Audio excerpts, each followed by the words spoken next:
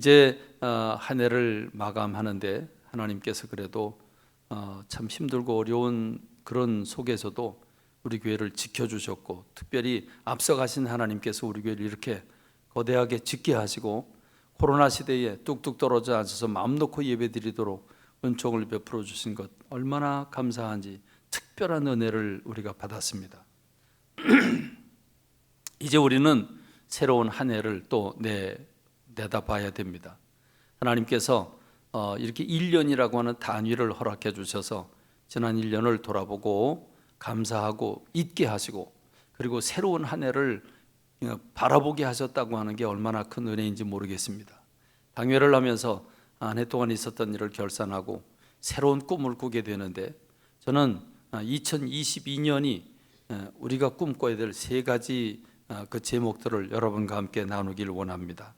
첫 번째는 무엇보다 지금 우리가 관심을 가져야 할 분야는 다음 세대입니다.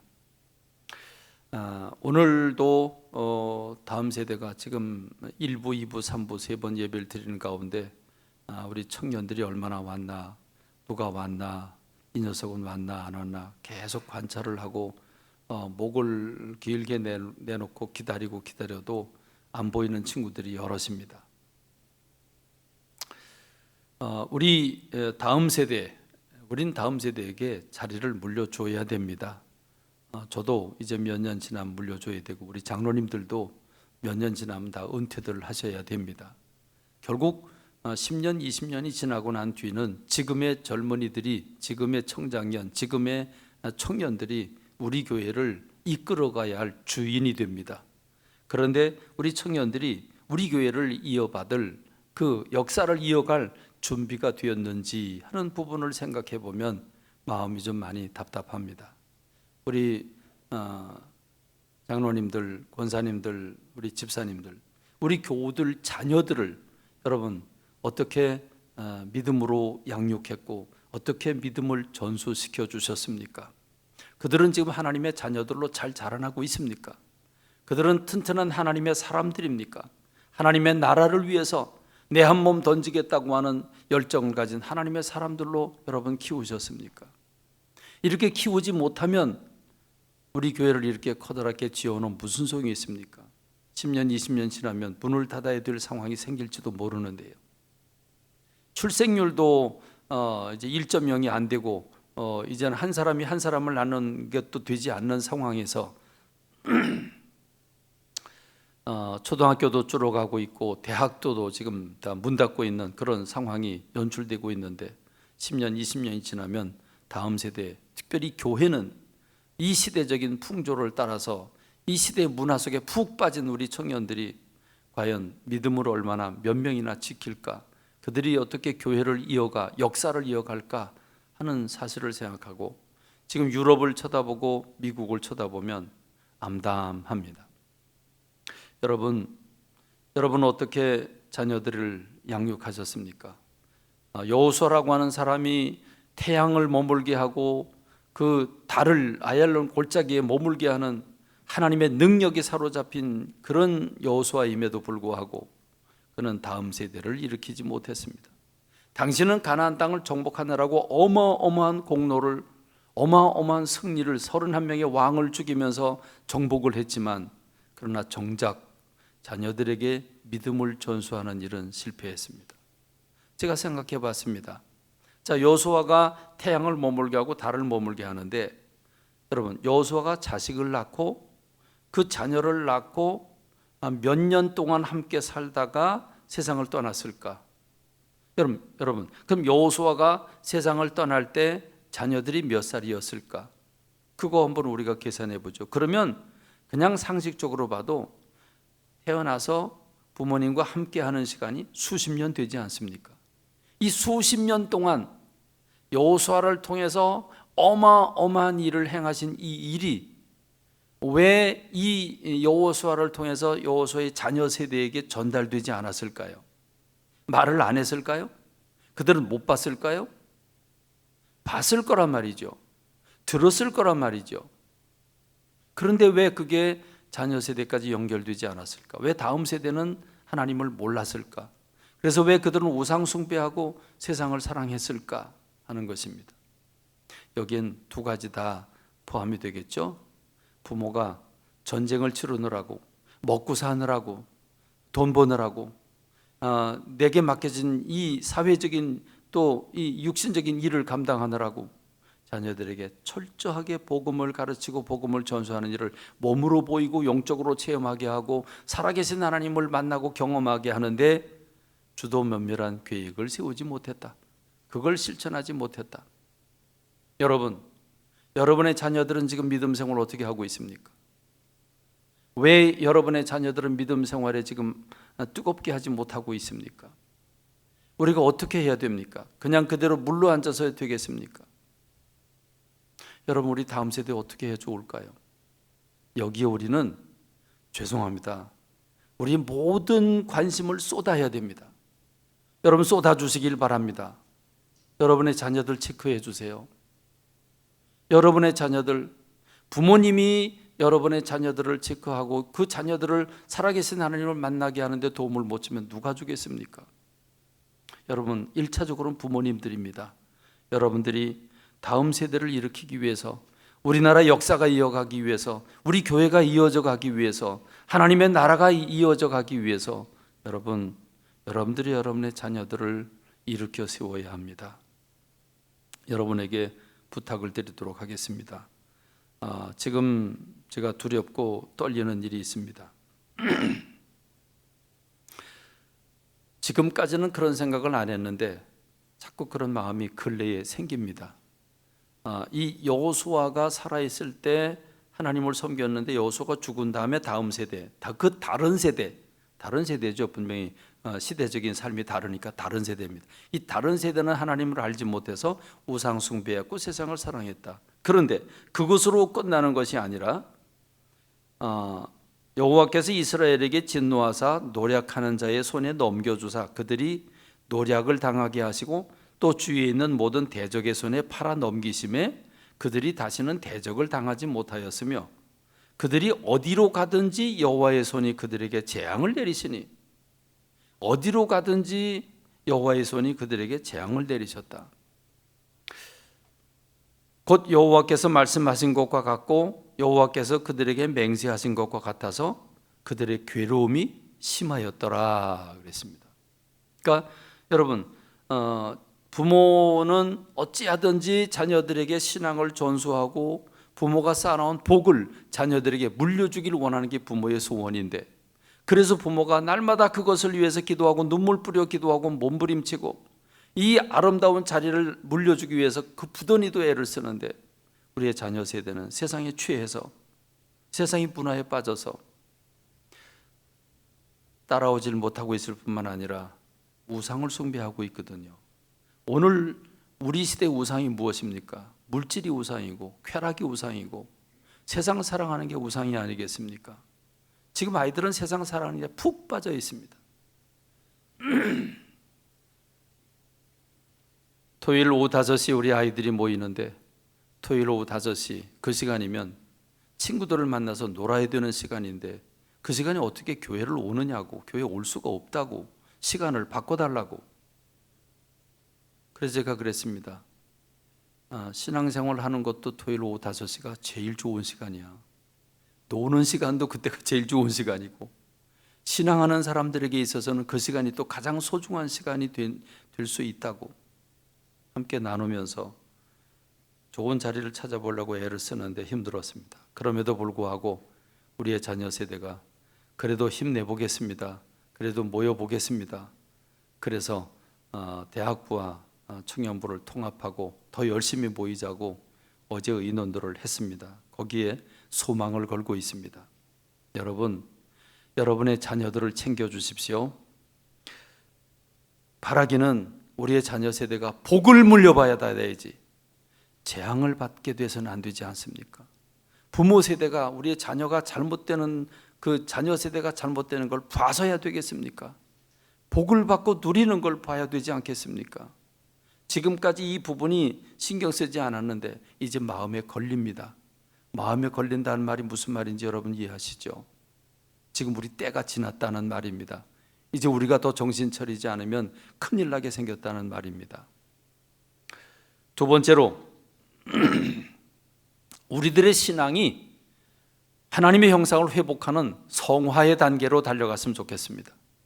예수님을 믿되 내가 구원받은 것, 내가 하나님의 자녀가 된 것으로 만족하는 게 아니라 이제는 하나님이 원하시는 그리스도의 성품에 이르는, 오늘 우리가 하나님의 형상을 회복하는, 그래서 성화의 단계에 들어가는 주님의 사람들이 됐으면 좋겠습니다.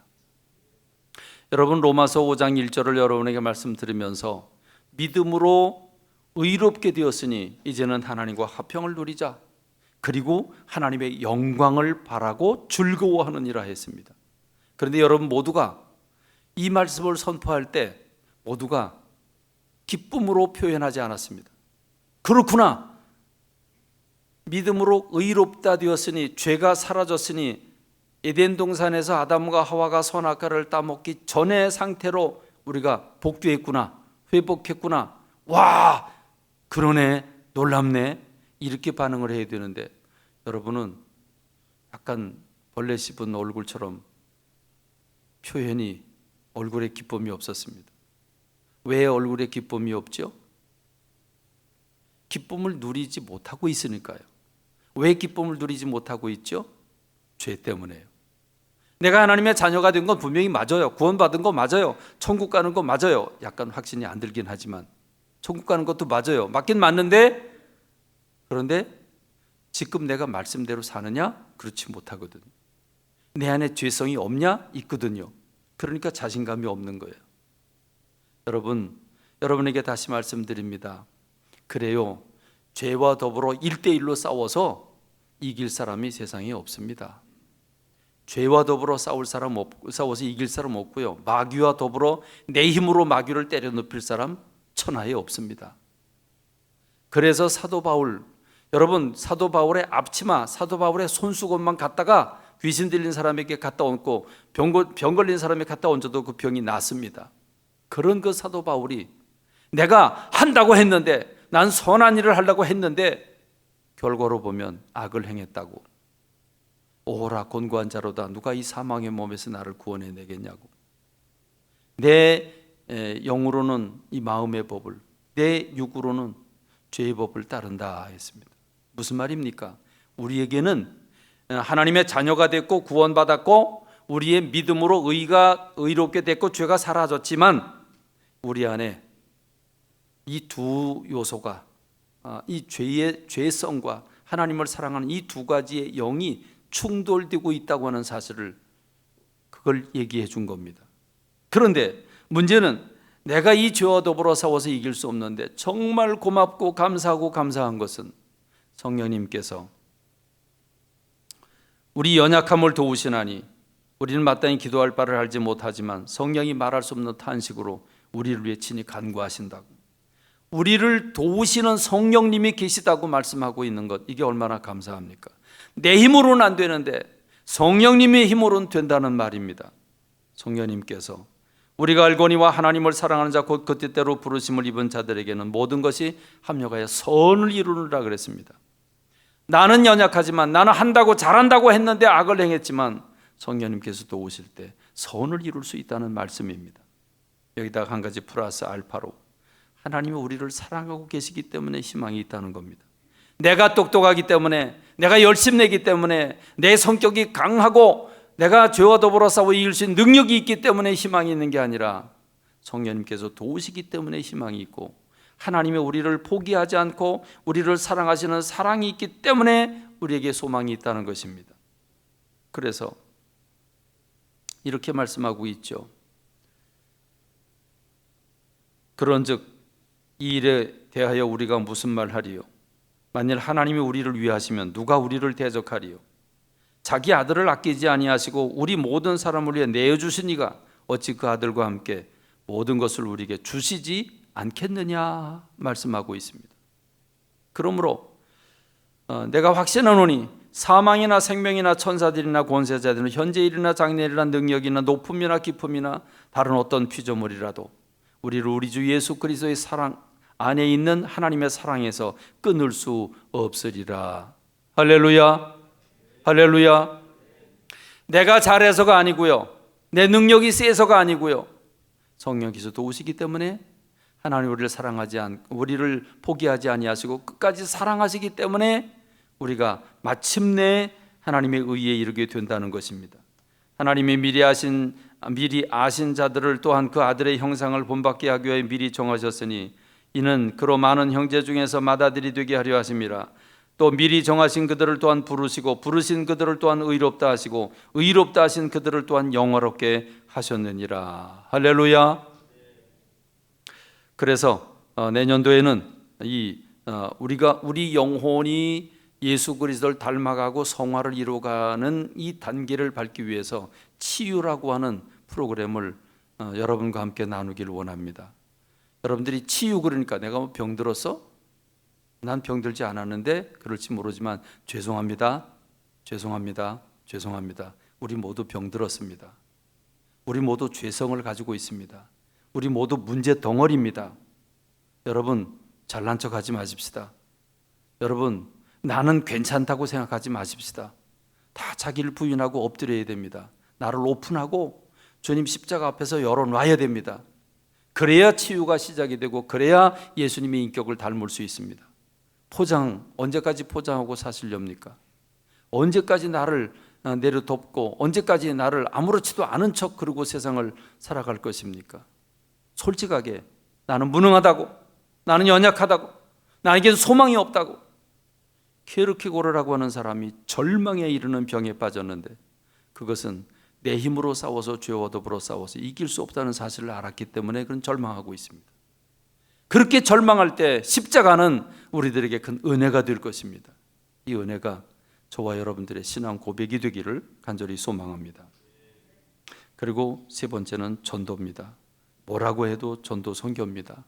전도와 선교가 없으면 복음이 흩어져 나갈 수가 없습니다. 복음은 스스로 내가 깨달아 보니, 내가 살아보니 하나님을 믿어야 되겠더라 그리고 오는 사람은 없습니다. 하도 급하니까 하나님께서 이슬람 사람들에게는 꿈을 통해서 예수님을 알게 하시고 오는 사람도 더러더러 있지만 여러분 오늘 대한민국은 아닙니다. 대한민국은 이미 하나님을 믿는 사람들이 넘치게 있기 때문에 이들을 통해서 하나님이 영광 받으시길 원합니다. 세상을 구원하시길 원하십니다.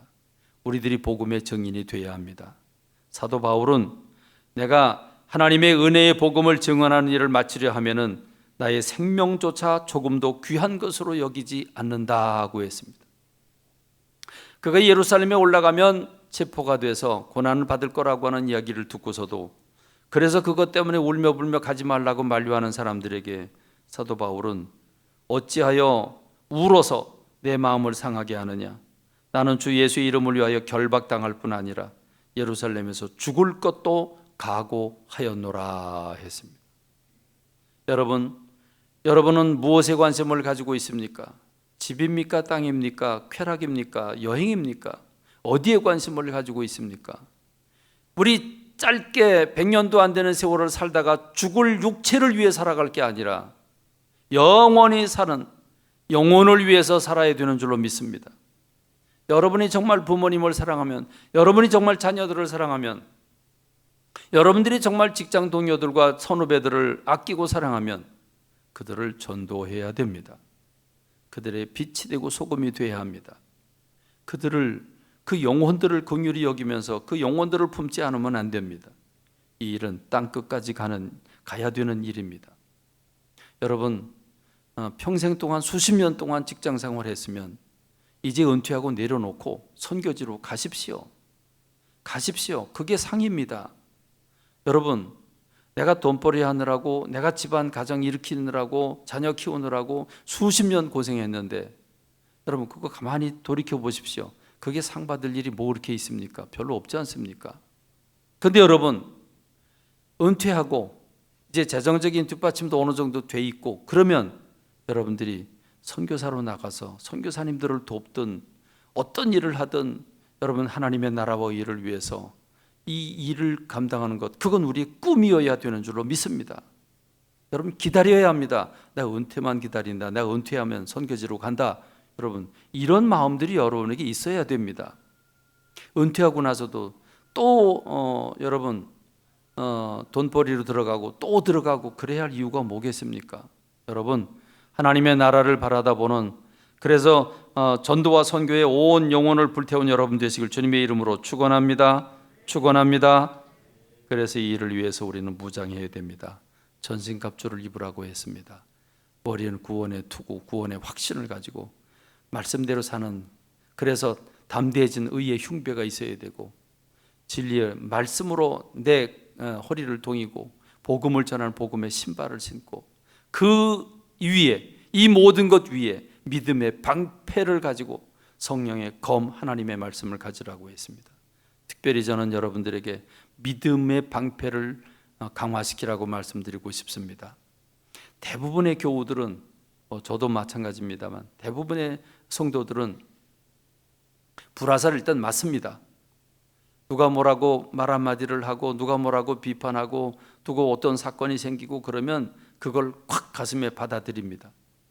받아들이고 맞아 놓고 이걸 빼겠다고 하니 얼마나 아프고 힘들고 상처가 납니까? 근데 여러분에게 시험거리가 오면 이거 사탄이 공격하는 것 같은데, 누가 부정적인 얘기를 하면 이게 사탄이 나를 무너뜨린 얘기로구나. 그리고 예수님의 이름으로 면하니 물러갈지어다. 여러분 믿음으로 물리치면 그러면 불화살을 맞지 않습니다. 그래서 오늘 성경 말씀 뭐라고 말합니까? 이로써 믿음의 방패를 가지고 이로써 능히 악한 자의 모든 불화살을 소멸하고 그랬습니다. 그런 로마 군인이 어떻게 싸웁니까? 자기보다 더 큰 방패를 들고 서 있는데 화살들을 쏘게 되면 그럼 그들이 모입니다. 다 모이면 그러면 방패와 방패를 딱 일렬로 붙여 놓습니다. 어마어마하게 큰 방패를, 자기 몸보다 더 큰 방패를 앞에다 가로막고 위에다 씌우고 좌우로, 그래서 불화살이 아무리 화살이 날라와도 그거 맞지 않는, 그러면서 한 걸음 한 걸음 전진해 나가는 이 로마 군병들을 보면서 여러분 믿음의 방패를 강하게 가진 여러분 되시길 주님의 이름으로 축원합니다. 시험 들 것 같은 느낌이 오면 바로 여러분 물리쳐야 합니다. 그거 받아들고 그거 아파하고 괴로워하다가 그것 때문에 홍역 치르지 마시고 주님의 이름으로 물리치는 여러분 되시길 주님의 이름으로 축원합니다. 그리고 공격용 무기가 있어야 합니다. 검이죠. 그래서 사탄을 추방해내야 합니다. 이건 하나님의 말씀이라고 했습니다. 그런데 귀신 들린 아이의 아버지가 이 아이를 데리고 왔지만 제자들이 못 쫓아냈습니다. 그래서 예수님이 산에서 내려오자 제자들에게 얘기했는데 못 쫓아냈습니다. 예수님께서 뭐라고 말씀하십니까? 이 믿음이 적은 자들아, 도대체 내가 너희들과 얼마나 함께 너희가 더 있어야 되냐? 그러면서 데려와라. 그리고 이제 고쳐주시는데 제자들이 찾아옵니다. 예수님, 우리는 왜 못 쫓아냈죠? 그랬더니 예수님이 마태복음에서는 믿음이 적은 연고라, 믿음이 겨자씨 한 알만큼만 있어도 역사가 일어났는데 그거 없었다. 두 번째는 기도 없이는 이런 유가 나갈 수가 없다. 그럼 자, 말씀을 믿는 믿음이지요. 말씀을 믿는 믿음.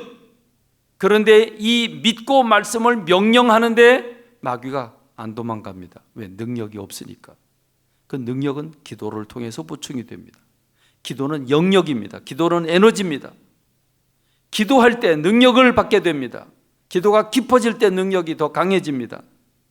말씀이 기도를 만날 때 역사가 일어납니다. 그래서 말씀과 기도가 뒷받침돼야 됩니다. 2022년이라고 하는 새롭게 주어진 우리에게 희망의 날들이 다음 세대가 일어나기를 간절히 소망합니다. 우리가 예수 그리스도를 닮아가기를 소망합니다.